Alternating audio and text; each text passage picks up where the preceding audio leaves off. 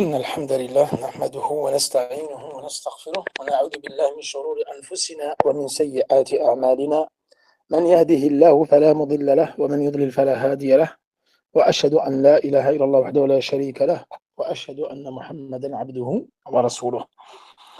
Donc là, nous reprenons nos cours sur Sira al-Nabawiyya. Donc ça, c'était le cours de jeudi dernier que j'ai pas pu honorer, car il était très très tard. Et aujourd'hui, Inch'Allah, nous allons poursuivre donc Sira. Et ça va être l'avant-dernier cours, Inch'Allah. Je vais essayer d'arriver jusqu'au vers, je crois, 87 ou 88. Et mercredi, après-demain, je tenterai de finir, ça sera le dernier cours sur Sira, Inch'Allah. Donc là, nous sommes arrivés au vers 80. وأهديت مارية القبطية فيه وفي الثمانية السرية. Donc là, An-Nazim ibn Abi al-Izz al-Hanafi est en train de relater les événements de l'année 8. Donc là, il dit وأهديت مارية القبطية, donc la fin de l'année 7. Et ensuite, nous allons parler de l'événement. Plusieurs événements se sont passés l'année 8 de l'Hégire. Donc l'année 7, rappelez-vous, nous avons parlé de Khaybar. Et l'année 8 de l'Hégire, c'est une année qui est riche en événements. Nous allons voir qu'il y a la bataille de Mu'ta contre les Byzantins. Ensuite, il va y avoir Fath Mecca, la conquête de la Mecque. Ensuite, il va y avoir la bataille de Hunayn et la bataille de Khaybar. Ces 4 batailles ont lieu durant cette année 8 de l'Hégire. Donc, وَأُهْدِيَتْ مَارِيَةُ الْقِبْطِيَّةِ فيه وفي الثامنة السرية. Donc là, Maria al-Qibtiyya, c'est qui?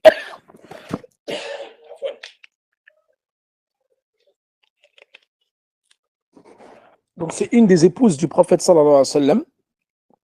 Elle a été offerte par Al-Muqawqis Malik al-Askandariya. Donc c'était des Coptes. Et c'était un roi d'Égypte, donc Malik al-Iskandariya, le roi d'Alexandrie, donc il avait offert 2 sœurs. Il avait offert 2 sœurs au prophète sallallahu alayhi wa sallam, et le prophète sallallahu alayhi wa sallam a décidé donc d'épouser Maria al-Qibtiyya, c'est-à-dire Maria la Copte. Et ça, demain, Inch'Allah, ce qui est bien, c'est que les cours, ils sont reliés entre eux. Dans Mas'alat al-Wala wal-Bara, on en avait parlé dans les annulatifs de l'islam, mais certains n'ont pas compris cela. Regardez. Et pour illustrer mes propos concernant le fait de se marier avec une kitabiyya, le fait de se marier avec une kitabiyya, c'est-à-dire une femme des gens du livre. Les gens n'ont pas compris cela dans le cours des annulatifs de l'islam, et je détaillerai cela demain, Inch'Allah. Regardez, nous avons vu dans le cours précédent que le professeur Sallam a épousé des esclaves juives, et donc il a pris pour épouse, qu'il a ensuite affranchi. Et là, regardez, le prophète sallam s'est marié avec Maria al-Qibtiyya, Maria la Copte. Et donc, pourtant, elle n'est pas musulmane. Elle fait partie des gens du livre. Et le prophète sallam l'a épousée. Donc ça, on en reparlera demain dans Nawaqid al-Islam sur le fait de se marier avec les gens du livre. Elle a été offerte donc par le roi d'Égypte, donc d'Alexandrie, fil Muharram, donc le mois de Muharram de l'année 7. Et comme je vous avais dit, cette année 7, le prophète sallallahu alayhi wa sallam a envoyé différents messagers pour appeler à l'islam. Donc il avait écrit des missives, des lettres, des livres aux différents empereurs, aux rois de toutes les contrées, le roi d'Égypte, l'empereur byzantin, l'empereur des Perses et de différentes contrées pour les appeler à l'islam. Donc aucun n'avait répondu à son appel. Et même Muqawqis, le roi d'Alexandrie, donc d'Égypte, n'a pas répondu à son appel, mais par contre, en contrepartie, il a donné de nombreux présents et cadeaux au prophète sallallahu alayhi wa sallam, parmi eux donc 2 sœurs. Et le prophète sallallahu alayhi wa sallam donc a décidé d'épouser Maria al-Qibtiyya, qui a donné la naissance par la suite à Ibrahim, son fils Ibrahim. Ensuite, قال وفي الثامنة السرية لمؤتة صارت وفي الصيام قد كان فتح البلد الحرام. Donc là, nous allons parler dans le vers 80 et 81, elle évoque 2 événements. Donc l'année 7, l'année 8, pardon, le prophète sallallahu alayhi wa sallam a envoyé un détachement militaire, un groupe de compagnons, on appelle ça as-sariya. Donc je vous avais dit, dans les expéditions du prophète sallallahu alayhi wa sallam, lorsque le prophète sallallahu alayhi wa sallam ne participe pas à la bataille, et il envoie un détachement, as-sariya, ils disent, les historiens, c'est à peu près 400 hommes. 400 hommes. Ça s'appelle as-sariya. Lorsque le prophète sallallahu alayhi wa sallam participe à la bataille, on parle de razwa. Lorsqu'il ne participe pas, il envoie juste un détachement, on appelle ça as-sariya. Et lorsque le prophète sallallahu alayhi wa sallam est mort et les 4 califes ont effectué des expéditions et des batailles, cela s'appelle al-ma'araka. مثل معركة الجمل, معركة صفين, معركة اليمامة, etc. Vous avez plein de batailles qui ont été effectuées par les compagnons et les califes. Et là, on ne parle plus de razwa, on parle de ma'araka. Et lorsque le prophète sallallahu alayhi wa sallam y participe, ça s'appelle razwa. Et lorsqu'il ne participe pas, il envoie un détachement, on appelle cela sariya. Donc, sariyat Mu'ta. Mu'ta, où elle se trouve exactement. Donc là, le mois de Jumada al-Akhira, donc le deuxième mois de Jumada, l'année 8 de l'Hégire, le prophète sallallahu alayhi wa sallam a envoyé une armée à Mu'ta. Mu'ta qui est une ville des Cham. Cham qui est l'actuelle Jordanie, Syrie, Palestine. Car des musulmans avaient été tués là-bas. Comme je vous avais dit, les musulmans donc allaient faire de la tijara avec le Cham, donc de Médine, et partaient faire du commerce là-bas. Et il a entendu que des musulmans avaient été tués. Donc qu'est-ce qu'il a fait? Et il a monté une armée, le prophète sallallahu alayhi wa sallam, avec son commandement Zayd ibn al-Haritha. Donc Zayd ibn al-Haritha, donc, qui était l'esclave du prophète sallallahu alayhi wa sallam, et qui a été affranchi par le prophète. Il a dit, si Zayd est tué, alors on donne l'étendard où le chef de l'armée, ce sera Ja'far ibn Abi Talib. Rappelez-vous, Ja'far qui est venu de l'Habasha juste après la bataille de Khaybar. Ensuite, il a dit, si Ja'far est tué, alors Abdullah ibn Rawaha prendra la place, c'est-à-dire remplacera à la tête de l'armée. Donc cette armée-là qui est partie, composée de 3000 hommes. Elle a quitté Médine, donc les gens ont salué ce détachement, et lorsqu'ils sont arrivés à un endroit qu'on appelle Ma'an, c'est-à-dire pas loin de Cham. Donc les musulmans se sont arrêtés ici, et ils ont entendu que Hercule, l'empereur byzantin, venait à leur rencontre avec 100 000 hommes, accompagné d'une autre armée de différentes tribus arabes, également composée de 100 000 hommes. C'est-à-dire de toutes les tribus arabes qui étaient Cham, qui étaient sous domination byzantine. Donc c'était des tribus arabes chrétiens. Et se sont tous, bien sûr, regroupés autour de l'empereur byzantin pour venir combattre les musulmans. Donc les musulmans étaient vraiment très peu, que 3000, face à deux armées de 100 000 et de 100 000. Donc là, ils se sont arrêtés à un point et ils ont dit que qu'allons-nous faire?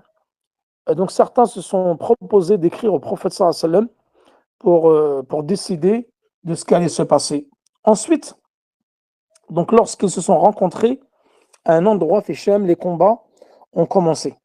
Donc Abdullah le premier amir, donc chef de l'armée, il a été tué. Donc le premier a été tué, Zayd ibn Haritha. Ensuite, il y a Ja'far ibn Abi Talib qui a pris la relève, et donc il y a eu les deux mains sectionnées, la main droite et la main gauche. Il a été également tué. Ensuite, Ja'far donc qui est mort à l'âge de 33 ans. Ensuite, c'est Abdullah ibn Rawaha donc qui a récupéré l'étendard de l'armée musulmane et qui est parti donc combattre les Byzantins et les tribus arabes qui étaient avec. Et ensuite, c'est Khalid ibn al-Walid, donc qui s'était converti entre-temps, qui a fini par prendre, qui était désigné donc chef de cette armée musulmane et qui a pris la bannière et se retira avec les musulmans. Donc malgré le grand nombre des ennemis de l'islam, et le grand nombre de cette armée byzantine avec l'armée des Arabes chrétiens, donc qui étaient sous domination byzantine, il y a eu très peu de tués. Ensuite, Khalid ibn al-Walid, avec le reste des musulmans, se sont retranchés et ils ont pu ainsi être sauvés. Donc, ils sont rentrés ensuite en direction de Médine. Et d'ailleurs, le prophète sallallahu alayhi wa sallam, pendant qu'il livrait la bataille, il se tenait sur le minbar et avait fait un discours. Et il était en train d'énumérer les chefs de chaque tribu, les chefs de chaque armée que le prophète sallallahu alayhi wa sallam avait désigné et donc qui étaient morts au combat. Et le prophète sallallahu alayhi wa sallam pleurait en même temps qu'il citait leur nom. Subhanallah. Et ça fait partie de la prophétie prophétique. Min al-mu'jizat al-nubuwwa, des miracles prophétiques, c'est que le prophète sallallahu alayhi wa sallam voyait, Allah lui a permis de voir la ma'araka et de voir ceux qui ont été tués au combat. Il a cité leur nom sur le minbar tout en ayant des larmes qui coulent pendant qui parlaient de cette bataille. Donc ensuite, suite à cela, lorsque les musulmans donc sont rentrés, là, qu'est-ce qu'il dit, l'auteur? Il dit, donc nous sommes dans le Mu'ta. Donc lorsqu'elle est finie, cette bataille, ils sont rentrés. Il n'y a pas eu beaucoup de morts parmi les musulmans. قال سارت وفي الصيام قد كان فتح البلد الحرام وفي الصيام قد كان فتح البلد الحرام, c'est-à-dire le mois de Ramadan a eu lieu la conquête de la Mecque en l'année 8 de l'Hégire. Donc je ne vais pas la faire de façon détaillée car nous l'avons déjà détaillé dans Al-Fusul fi Sirat al-Rasoul. Et là j'ai envie d'avancer un peu pour ne pas faire un cours trop long, mais plus avancer dans le poème que dans la description des batailles. Donc on en parlera très sommairement de la bataille de la conquête de la Mecque. Et pour ceux qui veulent plus de détails, vous pouvez retourner dans le Fusul fi Sirat al-Rasoul que j'ai déjà eu l'occasion d'expliquer. Donc là, la conquête de la Mecque a eu lieu pendant le ramadan de l'année 8 de l'Hégire. Qu'est-ce qui s'est passé auparavant?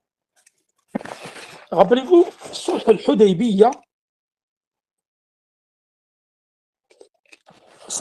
lorsque le prophète sallallahu alayhi wa sallam a fait un pacte, donc un traité de paix avec les Qurayshites pendant 10 ans. Ils ont fait un traité de paix pendant 10 ans pour qu'il n'y ait plus de querelle entre eux, plus de guerre, et ils étaient maintenant en sécurité. Donc chacun pouvait voyager de son côté, que ce soit les Mécois ou les Médinois, sans craindre de représailles ou d'attaques de part et d'autre. Suite à cette trêve, qu'est-ce qui s'est passé? Il y a 2 tribus qui sont rentrées en conflit. C'est les Bani Bakr et les Khuza'a. Et Bani Bakr,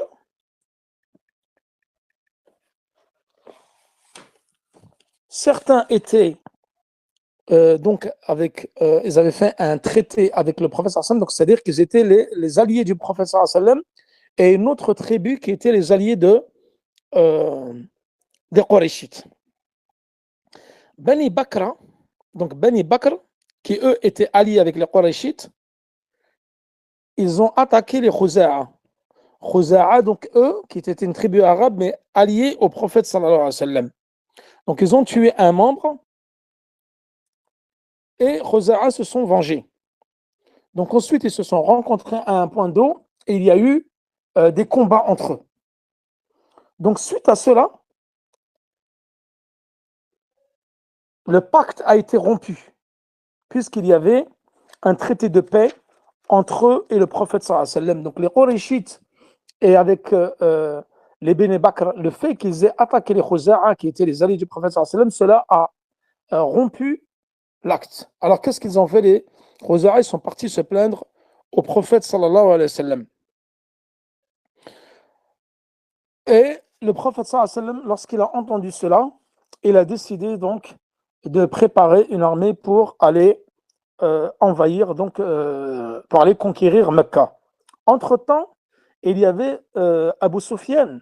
Donc Abu Sufyan, qui était un ennemi acharné du prophète sallallahu alayhi wa sallam, un des notables de Mecca, est parti voir le prophète sallallahu alayhi wa sallam justement pour essayer de rattraper les choses, essayer de prolonger le traité de paix pour pas que des nouveaux conflits éclatent entre eux et les Médinois. Donc vraiment pour vous faire un résumé de la situation, parce que sinon le cours va prendre beaucoup de temps. Donc ces deux hommes-là, une fois qu'ils sont retournés. Donc Abu Sufyan, dont la fille est mariée avec le prophète sallallahu alayhi wa sallam, est arrivé à Médine pour venir voir le prophète sallallahu alayhi wa sallam. Donc qui était, sa fille, c'était Habiba, rappelez-vous, lorsqu'elle s'est mariée avec Habiba, qui était fait le Habasha. Il l'avait épousée et c'est le Négus qui avait donné la dot à Habiba de la part du prophète sallallahu alayhi wa sallam. Lorsqu'il est arrivé à Médine, il est rentré directement chez le prophète sallallahu alayhi wa sallam. Le prophète sallallahu alayhi wa sallam n'était pas là. Donc Habiba, donc, elle a reçu son père, Abu Sufyan, et qui lui a dit directement: tu es un polythéiste impur. Donc je ne veux pas que tu t'assoies sur le lit du prophète sallallahu alayhi wa sallam. Il a dit: par Allah, ma fille, tu as bien changé depuis que tu m'as quitté. Lorsque le prophète sallallahu alayhi wa sallam est arrivé, il est rentré et Abu Sufyan lui a fait la proposition. Et le fait qu'il s'est déplacé jusqu'à Médine pour continuer le traité de paix et pour ne pas que celui-ci soit rompu, le prophète sallallahu alayhi wa sallam ne lui a pas adressé la parole. Il ne lui a pas adressé une seule parole. Ensuite, il est voir Abu Bakr en lui demandant la même chose, qu'il parle avec le prophète sallallahu alayhi wa sallam pour le traité de paix. Il a refusé de lui parler. Ensuite, il est voir Omar, pareil. Il est parti voir Ali, pareil. Ensuite, il a parlé à Fatima et il a parlé même à Al-Hassan, le fils de Fatima et de Ali ibn Abi Talib radiyallahu anhuma, et personne n'a voulu intercéder en sa faveur et personne n'a voulu lui parler et accepter sa proposition. Donc ensuite, Abu Sufyan, il est retourné à Mecca sans pouvoir obtenir ce pourquoi il s'était déplacé jusqu'à Médine. Suite à cela, donc le prophète sallallahu alayhi wa sallam a donné l'ordre à ses troupes de se préparer pour une expédition. Et il a demandé également à Aïcha de se préparer, donc ses affaires.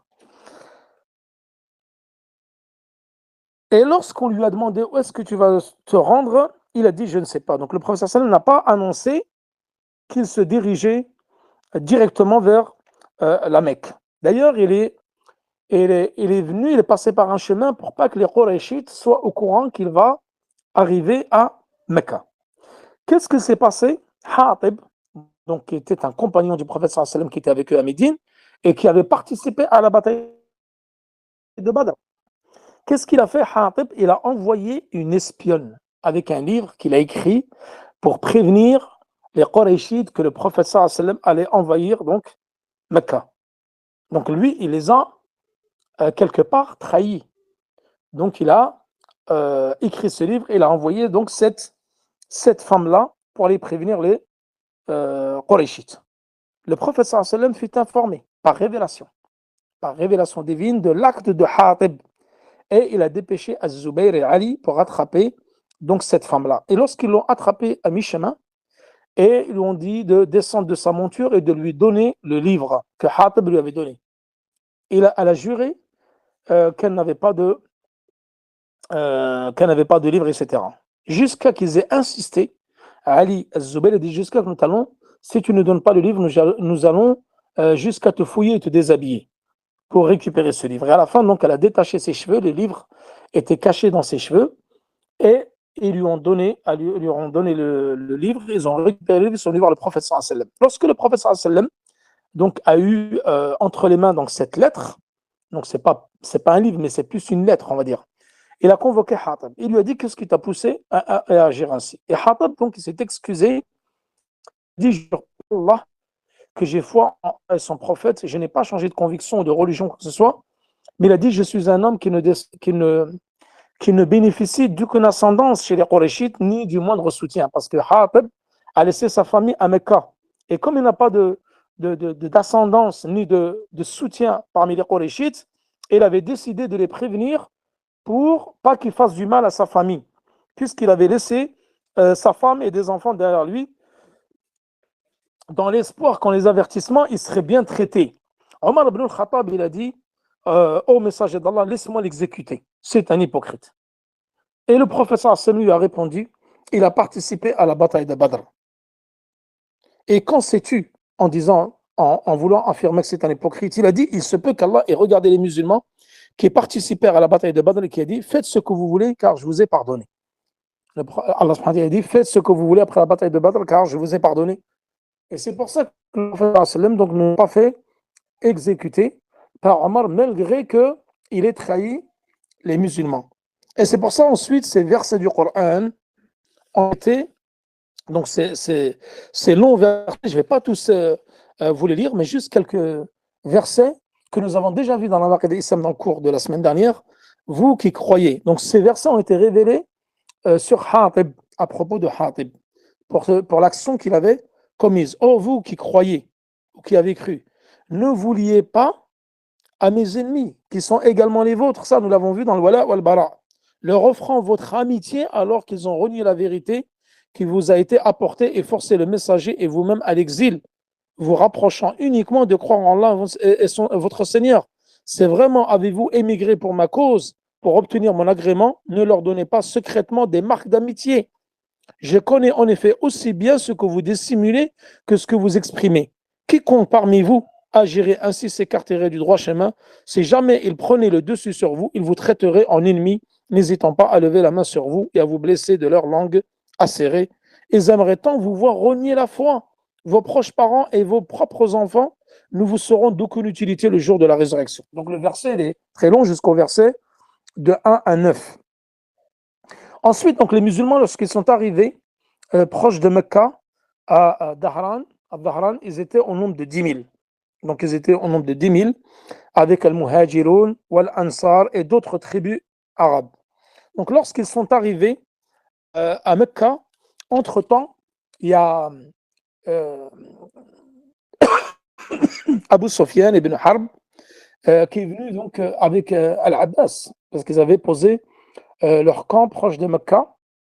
Il était venu avec l'oncle du prophète Al-Abbas, que nous avons vu, qui s'est déjà converti à l'islam, mais il avait caché sa foi. Il y a une divergence entre les historiens. Certains disent que c'est après Badr, d'autres disent c'est après, d'autres disent Khaybar. Il s'est converti à l'Abbas à Khaybar, mais n'a pas exprimé de façon publique son islam. Et d'autres disent carrément maintenant, lors de Fath Mecca. Il y a une divergence quant à la conversion de l'Abbas, l'oncle du prophète sallam. Mais l'essentiel, c'est de savoir qu'il s'est réellement converti. Et Abu Sufyan ibn Harb également, qui s'était converti donc à Dahran lorsqu'il a vu les musulmans étaient venus voir le prophète sallam pour lui annoncer sa conversion.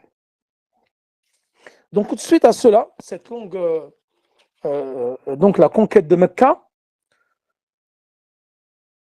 qu'est-ce qu'il dit donc, qui s'est passé pendant le mois du Ramadan. Pendant le mois du Ramadan, le jour 10 du mois de Ramadan, donc il y a eu la conquête de la Mecque. Ensuite, donc cette année 8 Niger, le mois de Ramadan, a eu lieu donc la conquête de la Mecque. Ensuite, juste après cela, qu'est-ce qu'il dit? وبعده قد أوردوا مكان في يوم حنين ثم يوم طائف. Donc juste après la conquête de la Mecque, il y a eu la Ghazwa de Hunayn. Et dans la foulée de Ghazwa de Hunayn, a eu la Ghazwa de At-Ta'if. Car deux expéditions qui ont eu lieu exactement après les autres. Quasiment les mêmes jours. Juste après l'une, celle de Hunayn, le prophète sallam a décidé d'aller directement à Taïf. Donc Hunayn, qu'est-ce qui s'est passé lorsqu'ils ont entendu, excusez-moi parce que j'ai des brûlures à l'estomac.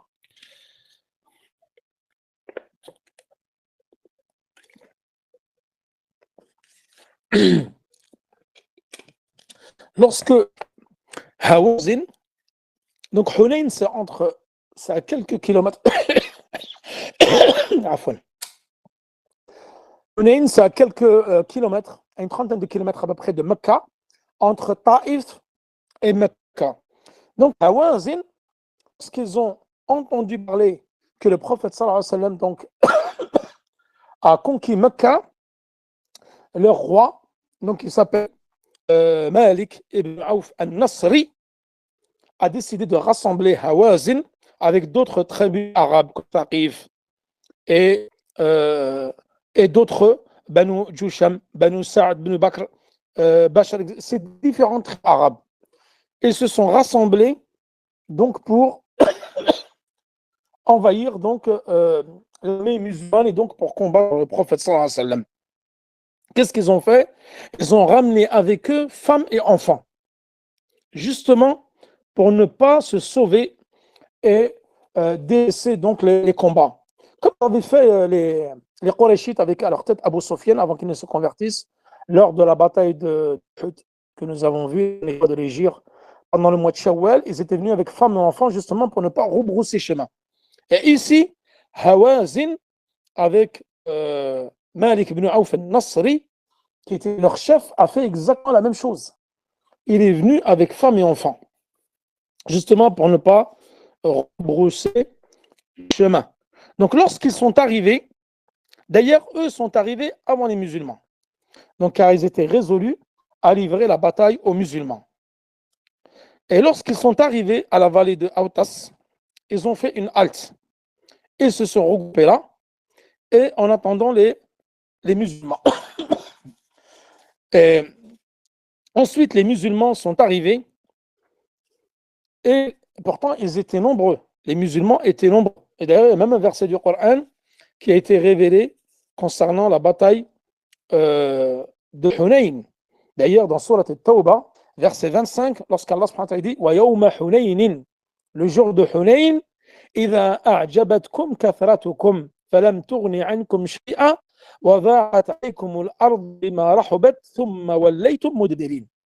Donc, Surat al-Tawbah, verset 25, le jour de Hunayn, donc la bataille qui a lieu l'année 8 de l'Hégire, juste après donc la bataille, la conquête de la Mecque. Ce jour-là, أعجبتكم كثرتكم, c'est-à-dire votre nombre supérieur vous a permis de vous mettre en confiance. Vous avez dit aujourd'hui nous sommes, parce qu'il y a un compagnon qui a dit aujourd'hui nous sommes nombreux. En gros, il n'y a rien à craindre car notre supériorité numérique va nous avantager. Cette supériorité numérique ne vous a servi à rien, ne vous a été d'aucune utilité. La terre s'est rétrécie autour de vous. Et vous avez fui le combat. Et c'est ce qui s'est passé. Au début, lorsque les combats se sont engagés, car Hawazin, lorsqu'ils sont arrivés en avance, et ils se sont cachés dans les collines, dans des buissons, etc. Ils n'étaient pas visibles. Pardon. Et lorsque les musulmans sont arrivés, ils ont été attaqués de toutes parts. Donc les musulmans ont eu peur, parce qu'ils voyaient les flèches arriver de toutes parts, et ils ne voyaient pas l'ennemi qui était caché. Alors ils ont commencé à se sauver dans toutes les directions. Et le prophète sallallahu alayhi wa sallam s'est retrouvé seul. Et il a commencé à appeler différentes tribus. Comme il dit Allah subhanahu wa ta'ala, donc ce verset que je viens de vous dire, Allah subhanahu wa ta'ala, il a toujours permis aux musulmans donc, de rattraper, de remporter différentes batailles. Hunayn, comme nous allons voir par la suite, elle a été gagnée par les musulmans. Mais au début, c'était comme Uhud. Donc, non, l'inverse de Uhud, pardon. Au début, les musulmans, ils commençaient à se sauver. À la fin, les musulmans, alhamdulillah, ils ont gagné la bataille de Uhud. La terre est dit, Allah subhanahu wa ta'ala, pourtant si vaste, vous a paru ce jour-là bien étroite. Vous avez donc tourné le dos à l'ennemi et pris la fuite. Ensuite, Allah subhanahu wa ta'ala a fait descendre la quiétude et la sérénité sur son messager et les croyants, ainsi que des armées invisibles d'anges, et infligea une cuisante défaite à ceux qui avaient rejeté la foi. Tel est le châtiment que méritent les mécréants. Donc ensuite, Allah subhanahu wa ta'ala a donné la victoire aux musulmans face aux tribus arabes donc, qui étaient des mécréants. Et ensuite, eux, qu'est-ce qu'ils ont fait? Ils se sont sauvés. Donc, suite à leur défaite, les polythéistes ont pris la direction de Taïf, avec Malik ibn Auf à leur tête. Lorsqu'ils se sont sauvés, ils sont partis à Taïf. Et c'est pour ça qu'ici, l'auteur, il évoque Donc dans le vers, pardon, 82, وبعده قد أوردوا ما كان في يوم حنين ثم يوم طائف. Suite à cette victoire des musulmans, donc qui au départ donc commençaient à fuir et commençaient à subir une défaite, le prophète sallallahu alayhi wa sallam donc s'est retrouvé seul, ensuite a commencé à appeler les différents compagnons, les différentes tribus qui étaient avec lui, se sont regroupés autour de lui, ils ont attaqué donc les polythéistes, ils ont gagné la bataille. Alors qu'est-ce qu'ils ont fait? Ils se sont sauvés à Taïf. Et à Taïf, comme vous le savez, c'était des citadelles là-bas, c'était des forts et des citadelles protégées par des remparts. Alors le prophète sallallahu alayhi wa sallam a décidé suite à cela de partir de Hunayn et d'aller combattre ces tribus-là qu'ils ont fui à Taïf. Et avant d'arriver à destination, il a décidé de construire une mosquée donc sur sa route entre Mecca et Taïf. Et lorsqu'il s'est approché de Taïf pour rétablir son campement, il a été donc attaqué par les habitants de Taïf qui lui lancèrent des flèches. Et donc plusieurs musulmans ont été touchés parce qu'ils étaient pas loin des murailles des forteresses des habitants de Taïf. Donc ils ont rebroussé chemin et les musulmans donc, ont essayé d'assiéger pendant plusieurs jours les habitants de Taïf.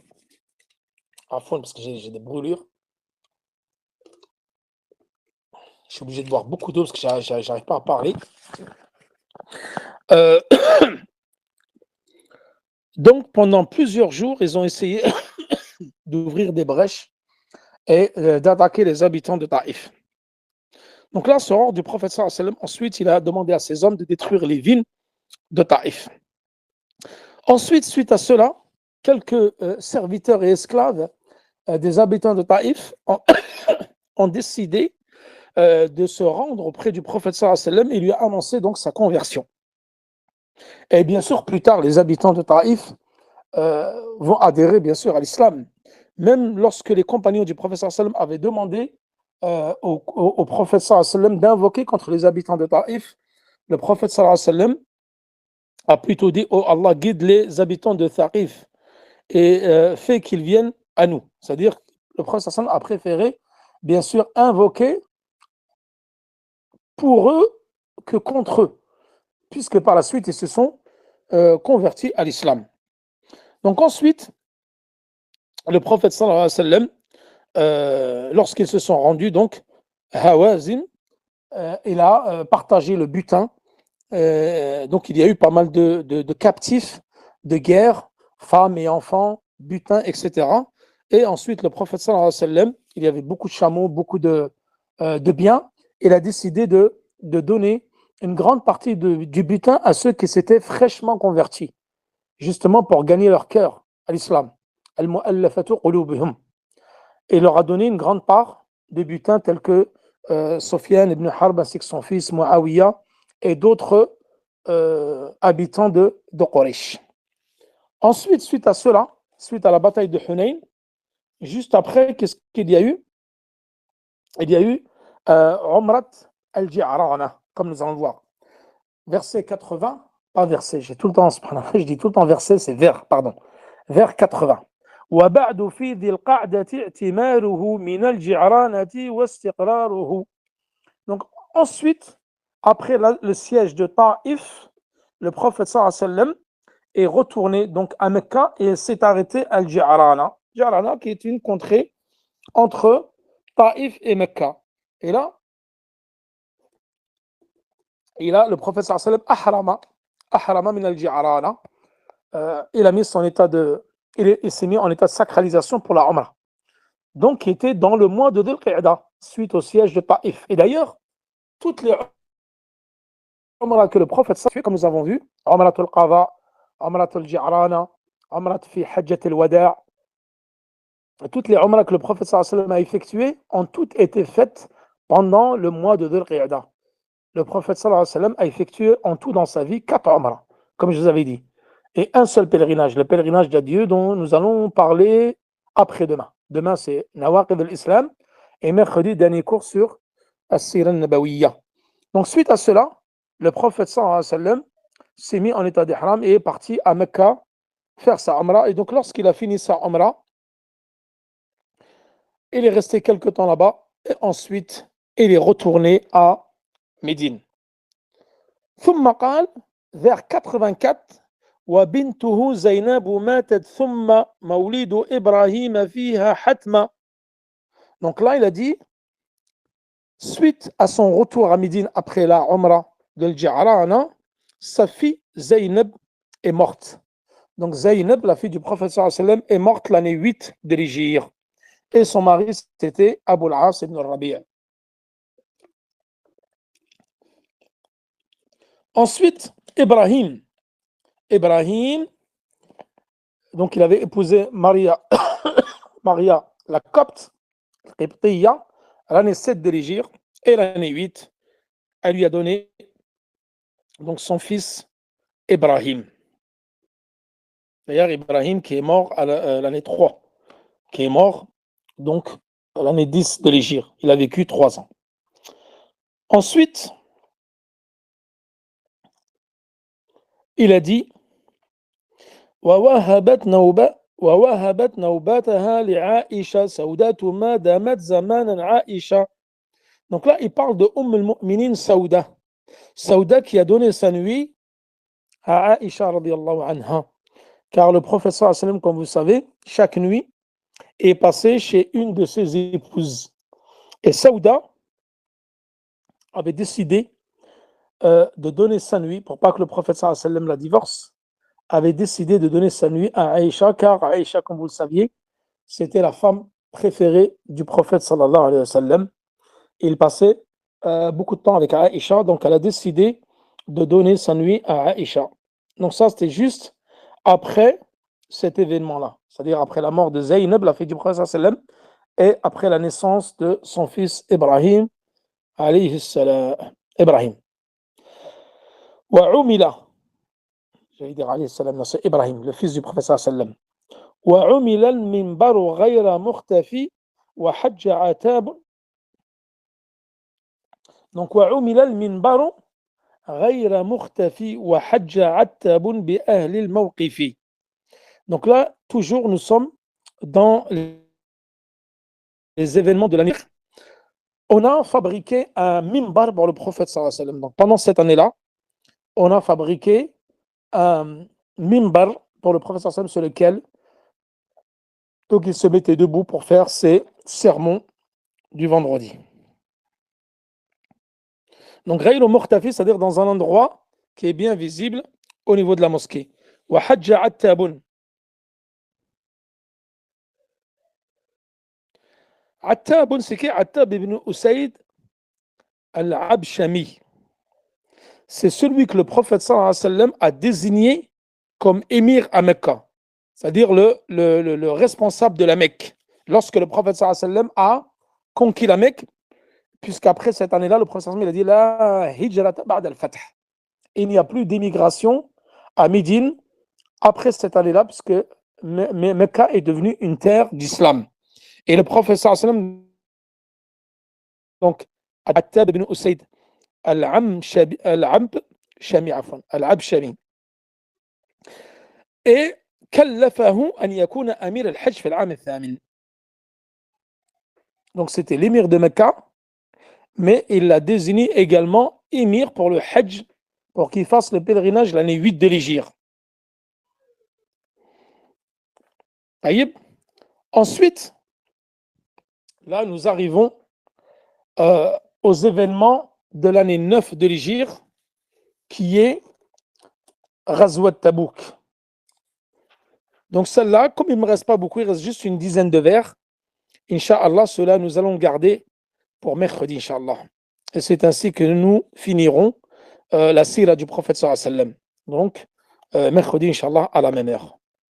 Voilà, comme ça, j'essaie d'être le plus succinct possible, pas trop rallonger le cours. Et demain, rendez-vous à la même heure pour Nawaqib al-Islam. Nous allons finir le 3e annulatif et nous évoquerons quelques règles concernant le takfir, dawabit al-takfir, caractéristiques du takfir, quelques règles concernant le takfir. Et si le temps le permet, nous aborderons le 4e annulatif. Wa sallallahu ala nabina Muhammad wa ala alihi wa sahbihi wa sallam. Wallahu ta'ala a'la wa alam. Wassalamu alaikum wa rahmatullahi wa barakatuhu.